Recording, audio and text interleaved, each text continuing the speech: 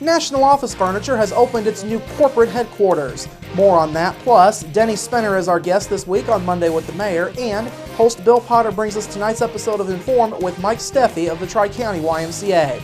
All of that and much more is up next here on the 18 WJTS News.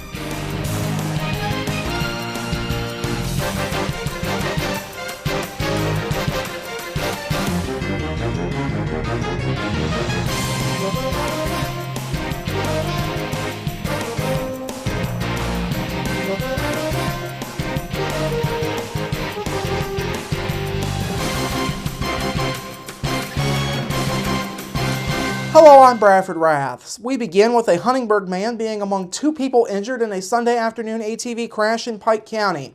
At around 3:55 p.m., Indiana conservation officers were called to County Road 1075 East in Velpen. Conservation officers say 18-year-old Jonathan Schum of Huntingburg had been riding his ATV southbound on County Road 1075 East, with 16-year-old Paige Klemper of Velpen riding as a passenger.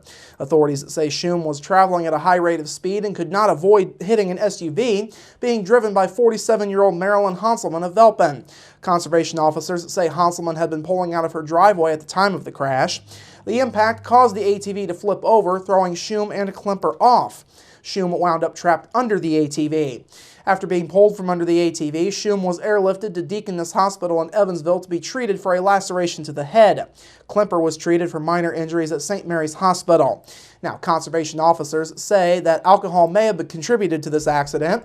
Schum and Klemper also were not wearing helmets or protective gear, which conservation officers strongly encourage while operating an ATV.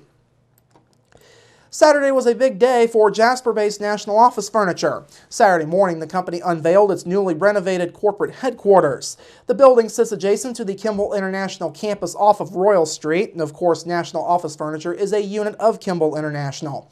Kevin McCoy is the president of National Office Furniture. He says the new building will be a big advantage as the company looks to grow. We are so proud of what we've accomplished here and really excited about the future and what this building will help us do, not only with our customers, but also with our employees, and it is just a great place to work.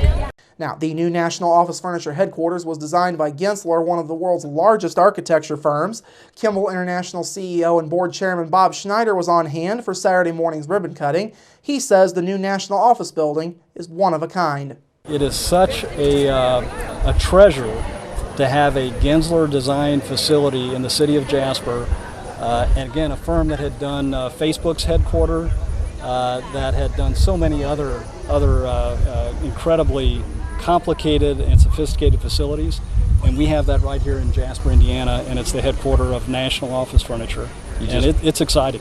The 50,000 square foot building features natural lighting and areas for collaboration, learning, interaction, and focus. Company officials say the goal of the renovation was to create a corporate space and a working showroom that embodies how the modern workplace is continuing to evolve. Saturday's ribbon cutting also marked a celebration of 35 years of success for National Office Furniture. This year's Holy Trinity Cardboard Boat Regatta is in the books, and the championship races both produced entertaining finishes. The corporate final pitted the DuBois County Herald against Rooksor Ford and Jasper Engines and Transmissions. Rooksor JET took the win, even though the Herald actually crossed the line first. The judges said the Herald did not have all of their people in the boat at the finish line, which is required by contest rules. Rooksor JET did have all of their people in the boat, thus they took the win. In the community final, the Jasper JCs took the win in their blue Hawaiian-themed boat. They won that race after their opponent, Holy Trinity Catholic School, sank at the start of the race. All in all, the race was a success for Holy Trinity Catholic School, who is sponsoring this year's regatta. Father Gary Kaiser with Precious Blood Church says it was also a fun day for everyone involved. It was exciting, yeah. We sank right as we were entering in the last heat. A lot of fun, though. Teamwork right up to the end. I can tell you the Patoka River, it's not, don't always want to go swimming in it. Other award winners were the Herald for Most Spectacular Sinking. They sank at the very end of their run. Patoka Queen took home Engineering Spectacle honors. Trinity United Church of Christ's Fisher of People had the best theme.